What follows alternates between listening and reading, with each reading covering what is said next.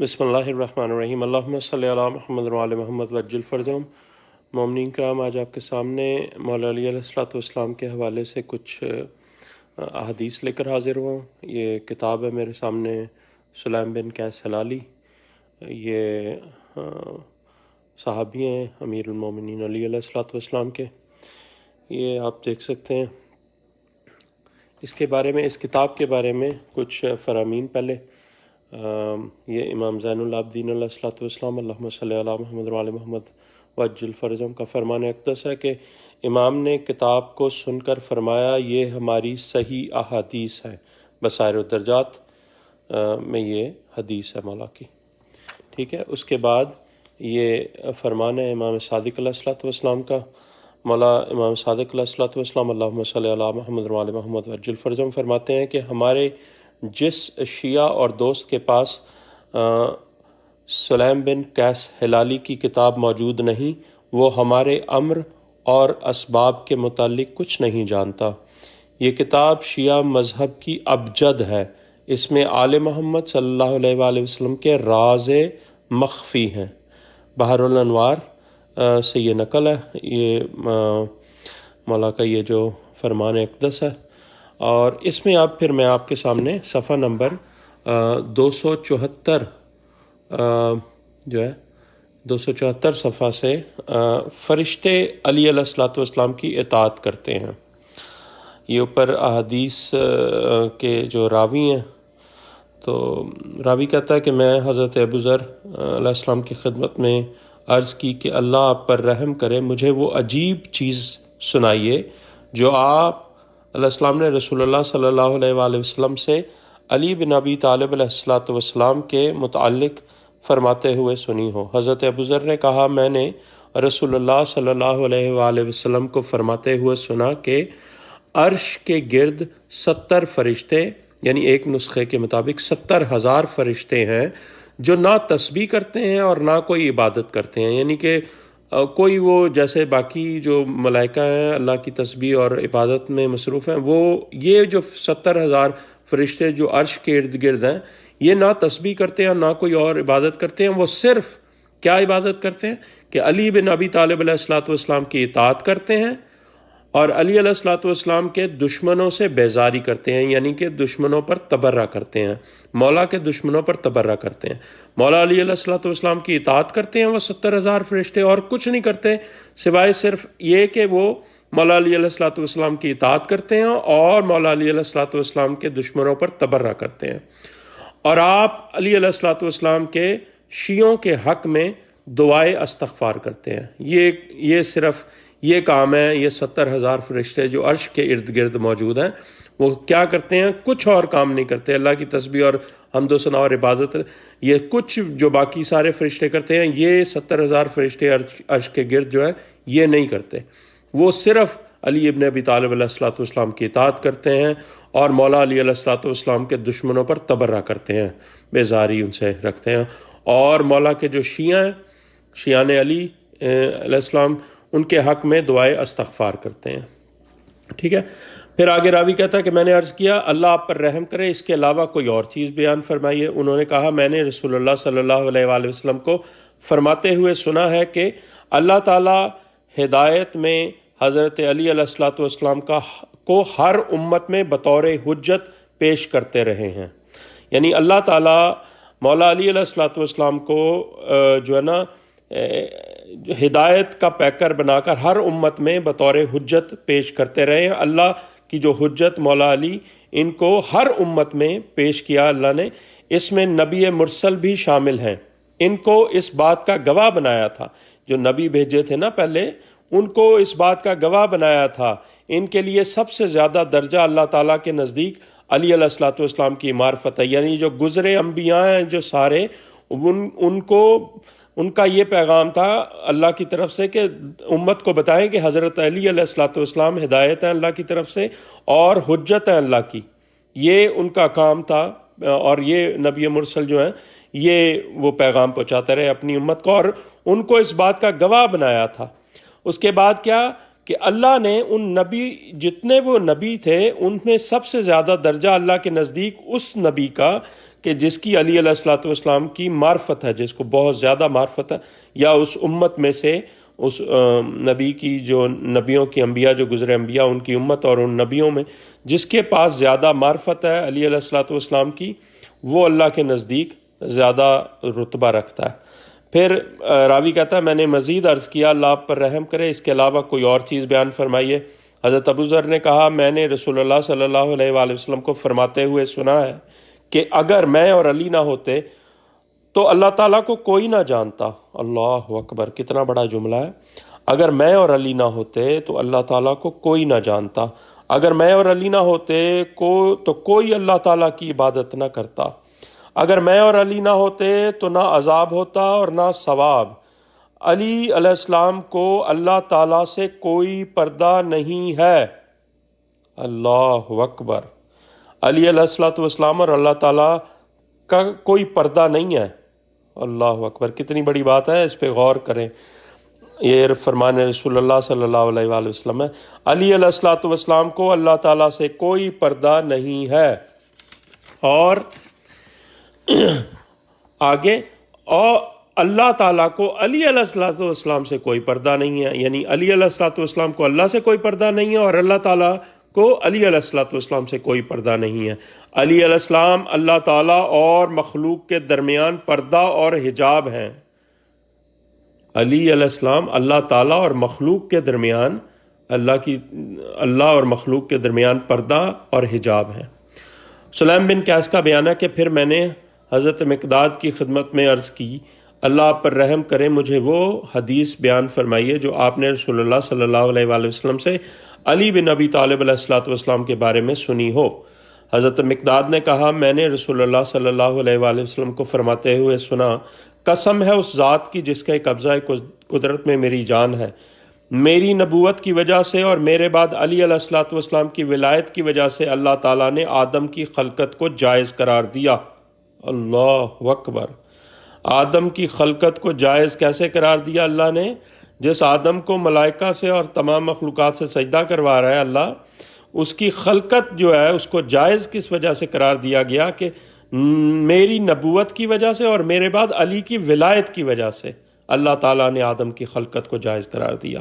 اللہ اکبر، کتنا بڑا یہ راز ہے کہ اللہ تعالیٰ نے آدم کی خلقت کو جائز قرار اس وجہ سے دیا جب آدم نے رسول اللہ صلی اللہ علیہ وآلہ وسلم کی نبوت اور علی علیہ الصلوۃ والسلام کی ولایت، اس کی وجہ سے اللہ تعالیٰ نے آدم کی خلقت کو جائز قرار دیا، اس میں اپنی روح کو ڈالا، اس کی توبہ کو قبول کیا اور اس کو پھر جنت میں لے جائے گا۔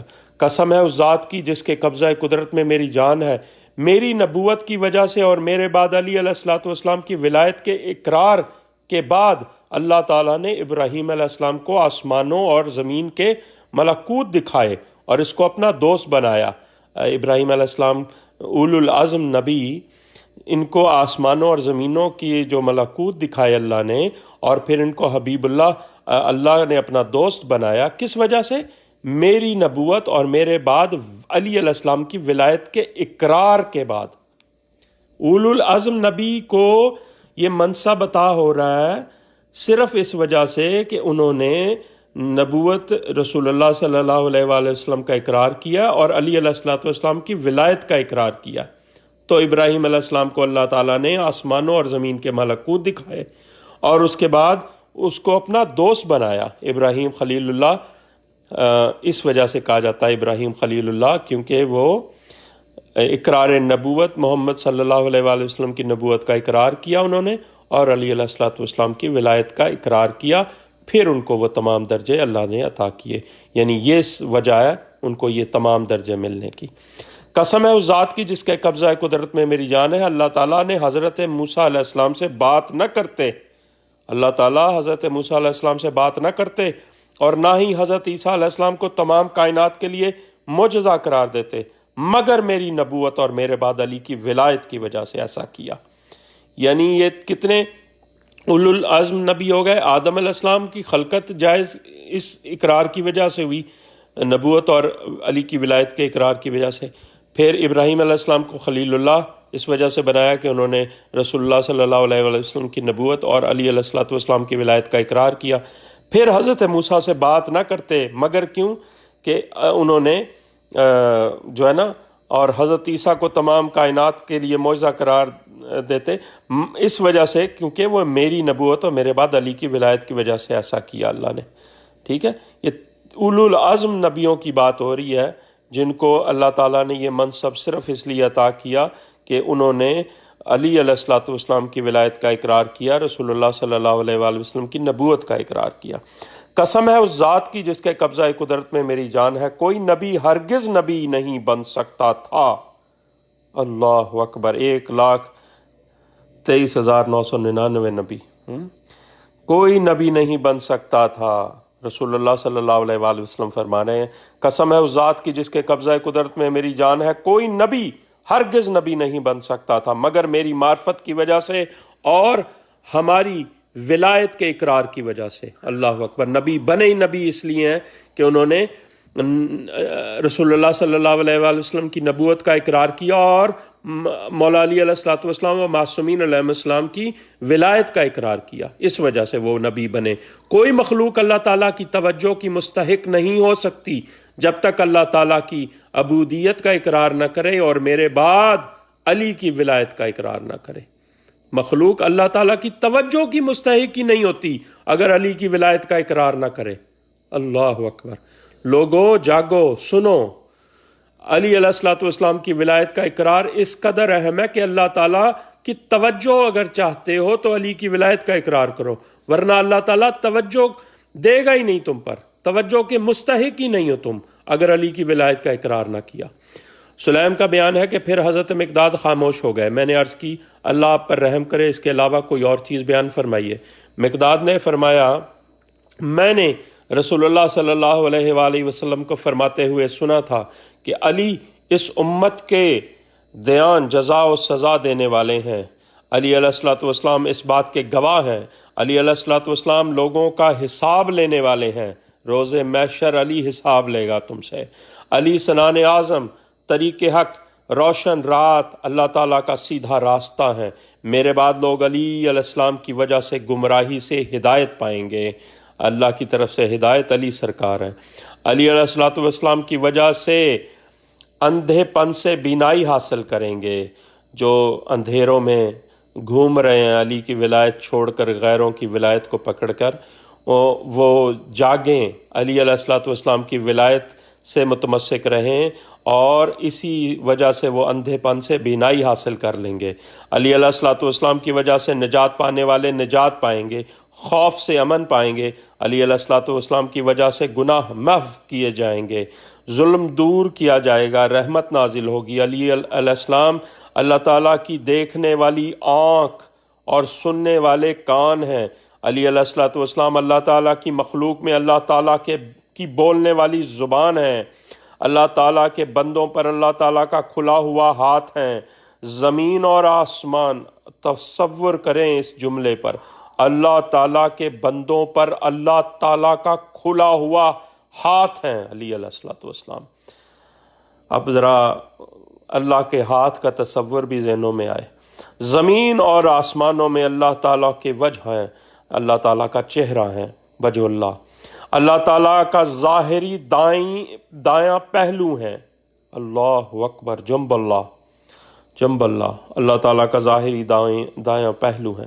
اللہ تعالیٰ کی قوی اور مضبوط رسی ہیں. اللہ تعالیٰ کی محکم فصیل ہیں جس کا ٹوٹنا ممکن نہیں. علی علیہ الصلوۃ والسلام اللہ تعالیٰ کا دروازہ ہیں، باب اللہ. السلام علیکم یا باب اللہ. علی علیہ الصلوۃ والسلام اللہ تعالیٰ کا دروازہ ہیں جہاں سے عطا کیا جاتا ہے. اللہ اکبر. علی علیہ الصلوۃ والسلام اللہ کا وہ دروازہ ہے جو اس میں داخل ہوتا ہے وہ امن میں آ جاتا ہے. علی علیہ الصلوۃ والسلام کی صراط پر اللہ تعالیٰ کا علی علیہ الصلوۃ والسلام اللہ تعالیٰ کی صراط کا جھنڈا ہے. قیامت کے روز جس نے ان کو پہچان لیا وہ نجات پا گیا، جس نے ان کو نہ پہچانا گر کر واصل جہنم ہوا. آبان سلیم سے روایت کرتے ہیں کہ میں نے حضرت سلیمان محمدی کو فرماتے ہوئے سنا ہے کہ علی علیہ الصلوۃ والسلام ایک دروازہ ہے جس کو اللہ تعالیٰ نے کھول رکھا ہے، جو اس میں داخل ہو گیا وہ امن میں آ گیا، جو اس سے نکل گیا وہ کافر ہو گیا۔ اللہ اکبر۔ صلی اللہ علی محمد وآلہ الطیبین الطاہرین المعصومین علیہم السلام۔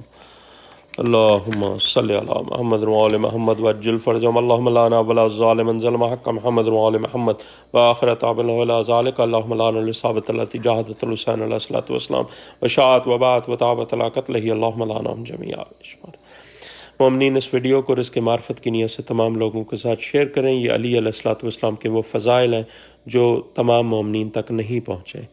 آپ سے گزارش ہے، مؤدبانہ التماس ہے کہ اس ویڈیو کو تمام لوگوں تک پہنچائیں تاکہ علی علیہ الصلوۃ والسلام کی فضیلت اور تمام مومنین تک پہنچے اور ان کو پتہ چلے کہ علی علیہ الصلوۃ والسلام کی فضیلت وہ فضیلت ہے جس کو کوئی نہیں پا سکتا۔